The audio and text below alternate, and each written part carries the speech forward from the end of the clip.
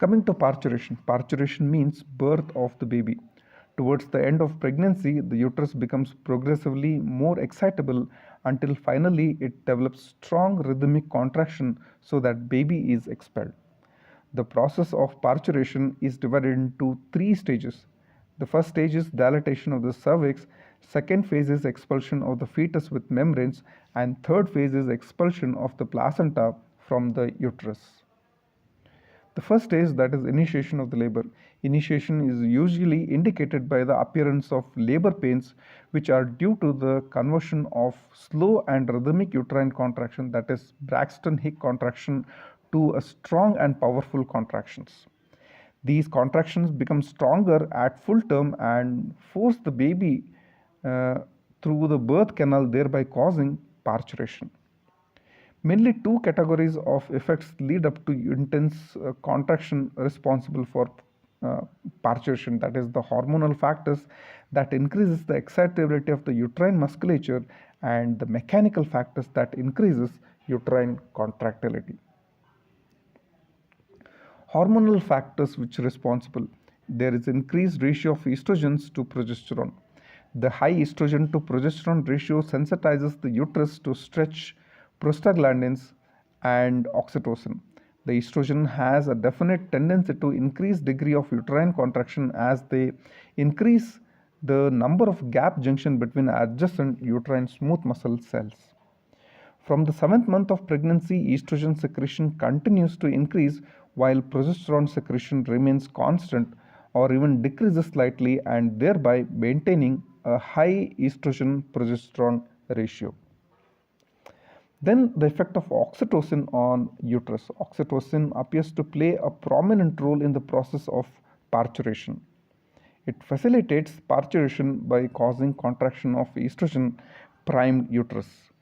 The uterine muscle increases its oxytocin receptors near term, and also the rate of oxytocin secretion by neurohypophysis is considerably increased at the time of labor. Then the effect of fetal hormones on the uterus. The fetal pituitary gland secretes increasing quantities of oxytocin and plays a role in exciting the uterus. The fetal adrenal glands secrete large quantities of cortisol, which is uterine stimulant. The fetal membranes release prostaglandins in high concentration at the time of labor, which increases the intensity of uterine contraction as well. Some of the mechanical factors which are related to parturition are stretch of the uterine musculature, that is uterine muscle is being a visceral type of smooth muscle, contracts when stretched. The sensitized uterus, when stretched by the fully developed fetus, brings out powerful contraction. And second is stretch of or irritation of the cervix. Stretching of the or irritation of the nerves of the cervix initiates reflexes to the body of the uterus, which may result in a powerful contractions. So this is how the parturition occurs. Mainly occurs because of the body is pressed against the cervix and there will be cervical dilatation. How the parturition is going to be initiated, and further cervical dilatation causes the stimulation of the hypothalamus, which increases more amount of oxytocin from posterior pituitary, which reaches the uterus and acts on the uterine muscles to increase the contraction of the uterus, and also they release prostaglandins, which acts on the uterus and the cervix for the cervical, which facilitates cervical dilatation. And for the cervical dilatation, it